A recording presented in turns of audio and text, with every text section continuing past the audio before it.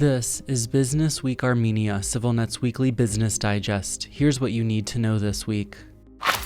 Armenia and Iran reached an agreement this week to end road tolls for trucks crossing their border, marking an end to years-long negotiations on the matter in an effort to boost bilateral trade. The idea is to nullify all payments for both Iranian trucks traveling to Armenia or using Armenia as a transit route and Armenian trucks entering Iran, Armenian Infrastructure Minister Ganel Sanosyan told reporters this week. Under the agreement, which still requires parliamentary approval to go into effect, trucks crossing the border will no longer be required to pay a roughly $250 tax. It was not immediately clear when the two countries' legislatures would take up the issue. Armenia's trade with Iran topped $700 million last year, representing a year-on-year increase of more than 40%. According to official figures, the lion's share of that commerce, about 85%, comprised Iranian exports to Armenia, suggesting Tehran stands to benefit more from the new arrangement than Yerevan. In a related development, the Armenian government this week signed a $215 million contract with two Iranian companies to rebuild a 20-mile section of the main highway used by truckers transiting between Yerevan and Tehran. That will be financed jointly by the Armenian government and the Eurasian Development Bank, a Russia-led Kazakhstan-based international financial institution. This all comes amid deepening economic cooperation between the two countries.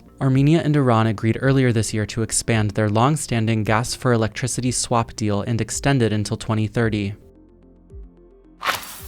Armenia's Economic Activity Index, an indicator closely corresponding to GDP growth, increased by 9.7% in the first 3 quarters of this year compared to the same period last year, with most of that expansion driven by ongoing booms in international trade, construction, and services. Inflation stood at 2.8% year-on-year. Those are the headline takeaways from the latest batch of economic data out this week from Armenia's state-run statistical committee. Trade, construction, and services each grew by double-digit figures in the first 9 months of the year. In sharp contrast, agriculture remained relatively sluggish at just 1.7% growth, while industrial output dropped by 0.6%. Last month, Armenia's central bank hiked the country's projected GDP growth this year from 6.9% to 7.2%, citing stronger than expected showings in the construction and services sectors. Recent years have seen a construction boom in Armenia, in part due to a government program providing generous income tax refunds to people who take out mortgages to buy new apartments or houses. Last year, Armenia's GDP grew by an eye-popping 12.6%, the highest expansion rate of any country in the region, largely on the back of massive inflows of capital and labor from Russia and soaring trade between the two countries.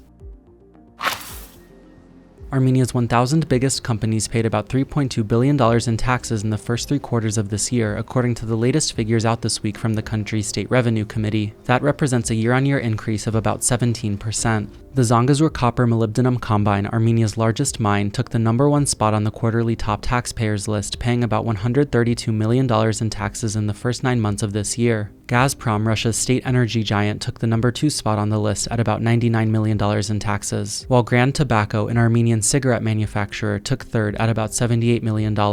Firms involved in mining, energy, tobacco production, and banking dominated the rest of the top spots. The number of banks on the top taxpayers list has grown noticeably since last year, when Armenian banks began recording massive inflows of Russian cash following that country's full-scale invasion of Ukraine. An all-time record $3.6 billion was transferred from Russian financial institutions to Armenian banks last year. You can also check out CivilNet's latest interview with Valery Safaryan, the head of the Belgian-Armenian Chamber of Commerce, who joined us this week to talk about his efforts to promote trade between Yerevan and Brussels, Europe's evolving perceptions of Armenia as a business partner, the key issue of the diamond trade, and more. The full conversation is up now on our website and YouTube channel. And as always, please follow CivilNet for the latest news and independent reporting from our contributors on the ground here in Armenia.